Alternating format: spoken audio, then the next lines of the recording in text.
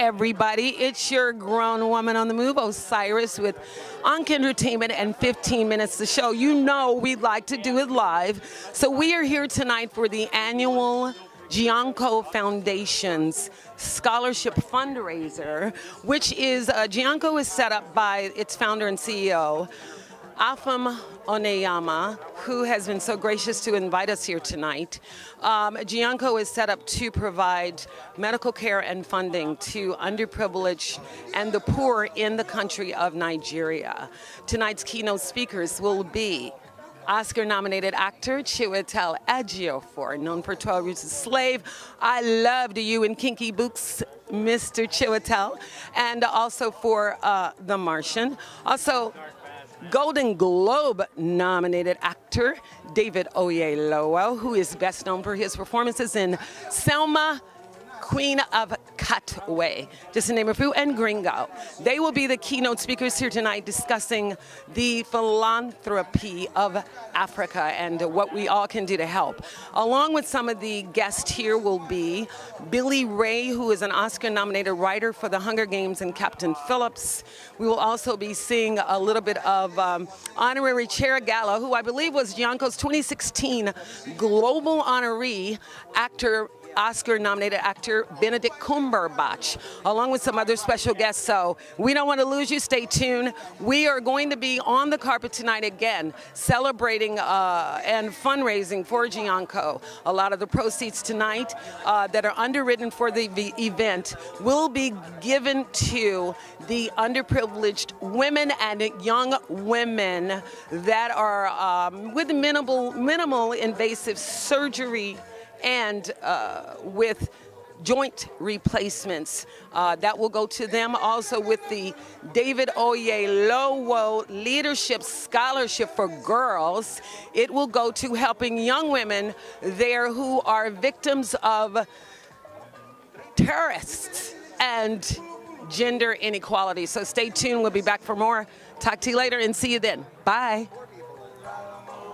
Hi. Chiwetel, how are you? Very good. Wow. So what's life been like working with GEANCO? Yeah. And Afam Oneyama, I believe. Yeah, yes. That's good. Yeah, it's been great. You know, it's been very exciting, and I think that it's growing and growing every year, which has been great for the Brightland Academy, the school that my mother founded, and I've been working with her on and with GEANCO there. And you were very close with your mom. I love that about you. I wanted you to know that. Oh, really? That I saw that I was like, wow, his mom is involved. I mean, that's a good thing for, you know, this kind of thing to have everyone, because it is such a familiar subject of, especially with GEANCO, protecting and providing medical services to poor Nigerians and for the young girls that are, you know, gender inequality. Sure. They do things like that and also suffer from amputees and things like that, you guys have to really provide medical care with minimal invasive surgery. Is that correct? That is right. I mean, that is really sort of the overriding philosophy of GEANCO in terms of the medical side. And then there's the education side, you know, which is so vital and is really going to be the lifeblood. But I have so much optimism about it, and I feel like, you know, these kids are so bright, they're so engaged, and it's going to be exciting. And we're going to carry on trying to give them, you know, a real world-class education and keep growing the school and not, we're not going to cut any corners, and we're just going to give them the best education we can. Yes, and also get them up to where they're functioning. They feel like they're a part of everything, the world global map, and that's really, really great that you guys are doing things like this. Again, how do we find out more about GEANCO? How do we find out more about your involvement in GEANCO and what you're doing? And I know you're acting and all that, but I don't know how you have the time to do all of this and act. No, it's good.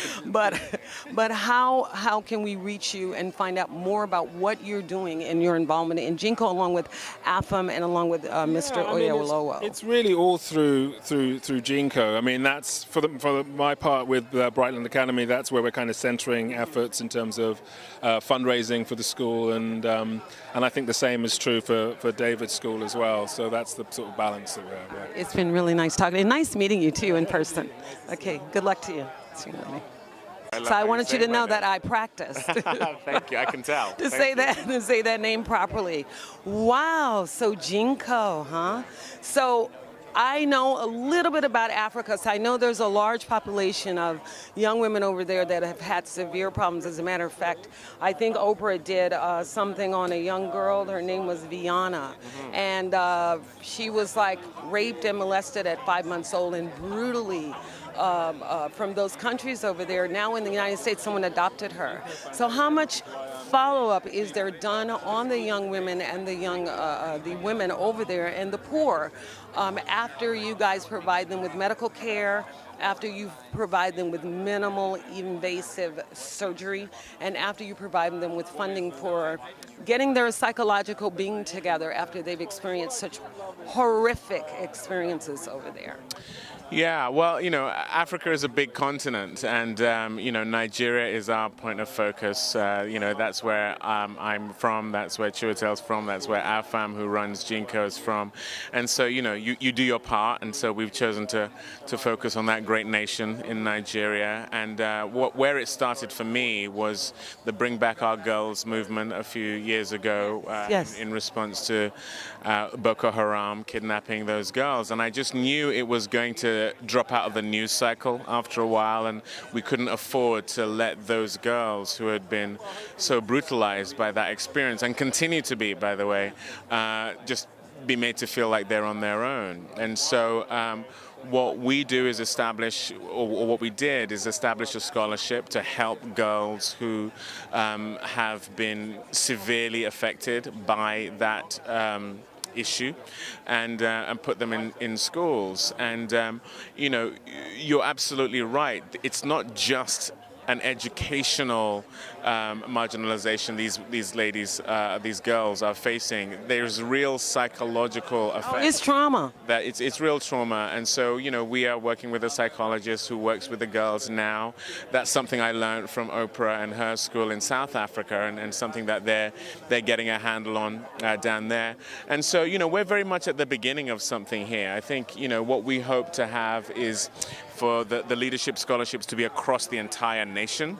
And your particular scholarship, the leadership scholarship for girls, that they actually focus on the psychological and getting them spiritually prepared to deal with the world after they've had these kinds of traumas, right? Well, as I say, it's new. We are only going into our third year now, and there are so many stigmas around even looking at mental health in Africa generally, but in Nigeria specifically.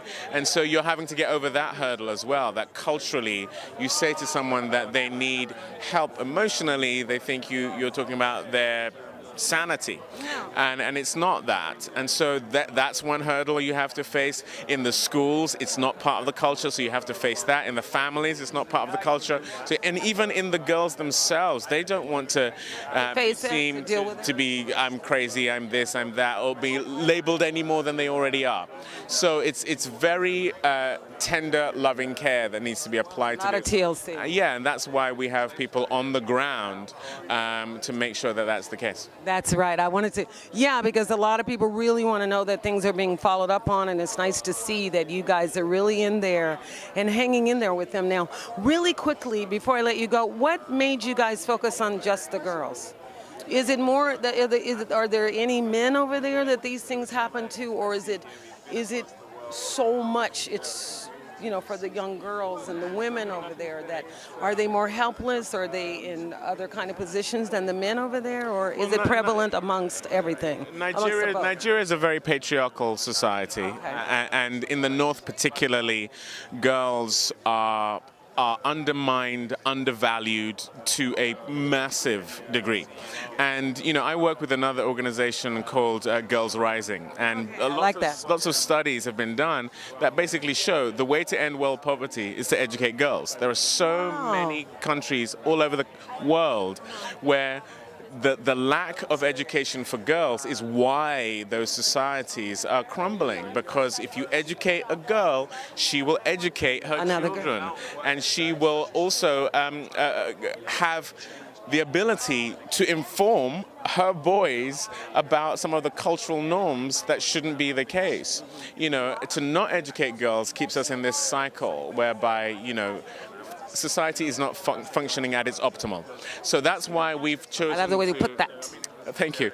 That's why we've chosen to focus on something that is not just about the individual girls, but hopefully with time and after we are long gone, we'll hopefully have had a societal impact. And you are doing a wonderful job. My hat and my heart goes off to you, because I'm telling you, it's those are some tough things to have to deal with, and for you guys to be in there and right with the girls and the people of Nigeria, we salute you and thank you for taking time to talk to Osiris at 15 Minutes and Ankh Entertainment. Okay, and see you in there. I know you're going to be keynote speaker tonight. Yes, okay, thank you. Thank you very much. Bye-bye. So it is a wonderful, wonderful evening. It's pleasant outside. The Pacific Design Center is just gorgeous for those of you who have never been to the center here in Los Angeles on Melrose. Also, just so you don't forget, if you want to donate and know more about the GEANCO Foundation and its commitment to the poor people and the poor of Nigeria, then please contact Afam Oneyama. His name can be found on social media along with the GEANCOFoundation.org. GEANCO is GEANCO Foundation.org or GEANCO.org. Thank you so much, and we'll see you next time. And don't forget to subscribe to our channel, 15 Minutes to Show. You know you want to. Love you much. Bye.